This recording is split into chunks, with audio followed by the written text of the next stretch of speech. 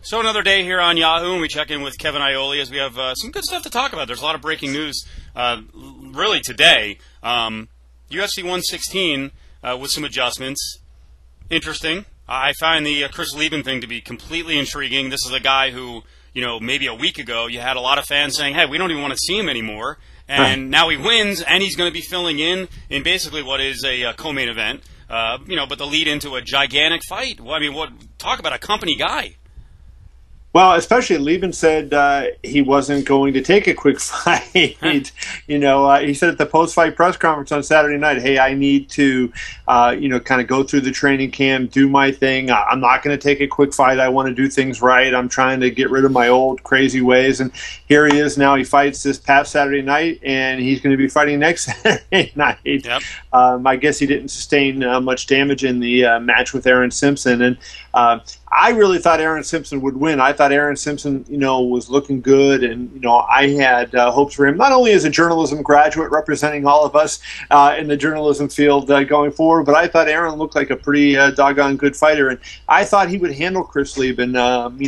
For the fact that Leben was able to beat him, that's a big win in his career. See, I think the amazing thing of Leben bouncing back is that was not a 40-second knockout. That was a grueling fight. He took at least 10 or 15 flush punches right to the grill, walked right through them. So, I mean, he had to sustain a little bit in terms of bumps and bruises, and this is going to be another physical fight. Akiyama is not going to look to go to the ground. We saw what he did against Belcher. This is going to be a slugfest. Right.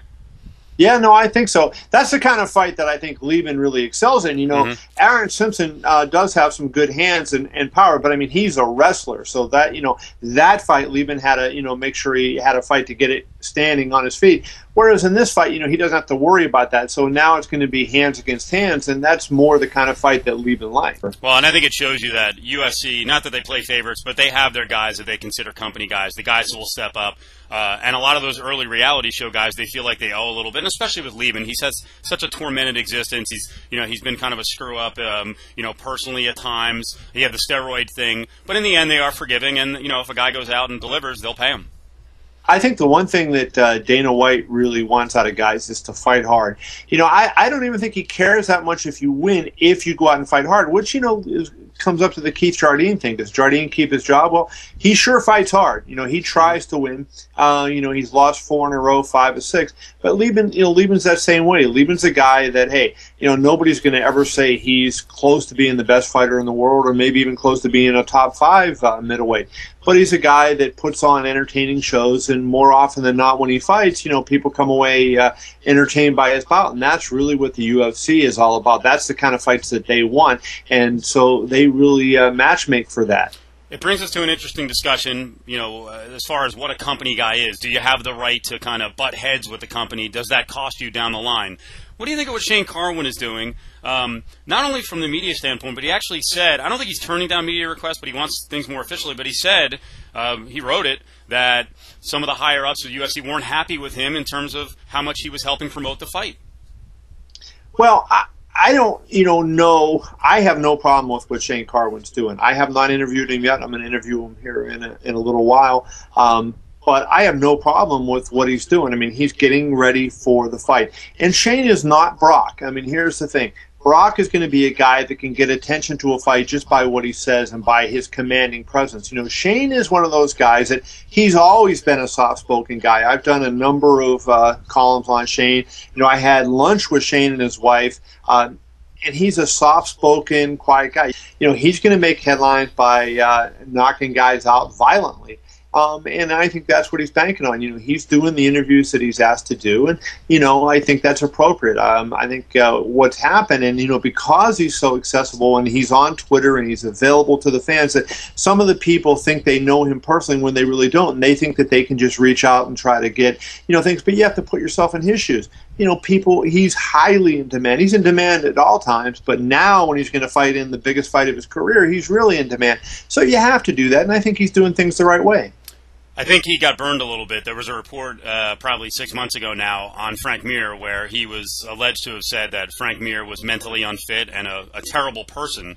And I think that may have had an effect on him. And I think it's a learning lesson for a lot of the fighters out there that every MMA, whatever, .com that calls you, it doesn't mean you have to do an interview with them because you don't know who you're talking to. Yeah, I mean, there's no doubt about it. You know me, Steve. I try to do interviews with everybody. I have a degree in journalism, and I kind of feel like, if somebody has a podcast, they're trying to do journalism even in some way. And I want to encourage both journalism and the sport of MMA. So I do it. But sometimes, there's some that are better than others. You could ask some crazy questions. And, I'm not in 1/100th of the amount of demand that a major fighter like Shane Carwin is. So I understand, what they're up against. And I mean, it's tough. You get people on the internet that are impersonating you. People are intentionally misquoting you, writing crazy things. So, in this day, it's great to have the social media where you can interact so closely with the fans. But there's also a downside to it. And that's that sometimes, people go a little overboard and you don't know who's real and who's not. Now, he did go on the record with a trusted site out there, and they do a good job, MMA Junkie, which is a partner of Yahoo. Were you surprised he actually released what he's getting paid for the fight? He's getting $40,000 to show, $40,000 to win, and actually admitted, I thought this was really in violation of UFC policy, that he's not getting back end on the pay-per-view. And, how do you tie that to the amount of effort you put into a media promotion when you're not going to benefit from pay-per-views if it's 1.1 million or 1.7 million? Well, I think the one thing that he will benefit from is the UFC does this, and I don't like it because then it's it's always kind of behind closed doors. But they give bonuses to fighters for performing in a fight in the locker room after the fight, and they have wide discretion there. That way, it's not on. That's why you see some of the fighters that are making a lot more money than what their contract calls for. There's been guys that have made $1 million bonuses in the locker room.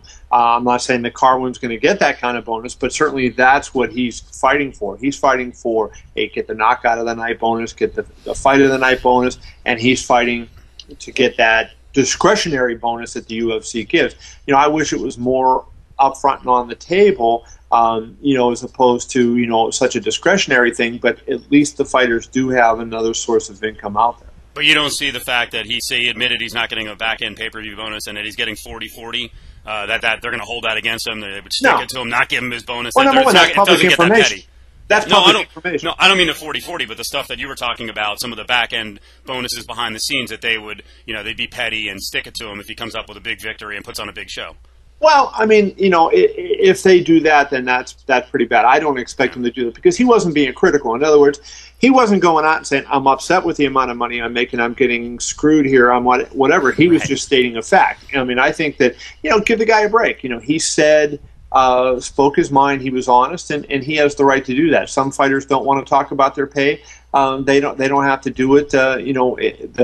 The contract that he signed is going to be public in Nevada. Some states it isn't public, Steve. Texas doesn't release that, but Nevada is good. They put that and they make that a public document, so it's going to be released on Saturday, July 3rd anyway. So I don't see any problem with what he did. Is it a model they need to be a little afraid of in terms of guys going out and pushing the pay-per-view when one guy's getting a bonus and the other guy isn't? An official in the contract pay-per-view back-end bonus. Yeah, I mean, certainly, I could see it happening, but by the same token, I think that a lot of the fighters understand the UFC's the way they do things. I wish in these big fights that all the fighters would share in it. I think the fighters are taking huge risks, and I'd like to see the fighters get rewarded for taking that and have a known quantity that they can rely on. But having said that, I think that most of the fighters look at it and they've seen those discretionary bonuses come out. So that's what motivates them to fight the way they do, is that they know, hey, I need to, put on a show. MMA, in order to get that pay, they need to really step it up and put on a show. And so I think that, it's really not going to be a problem, at least for the near future. All right, Kev. Good info, good inside info. We appreciate it. Thank you, Steve.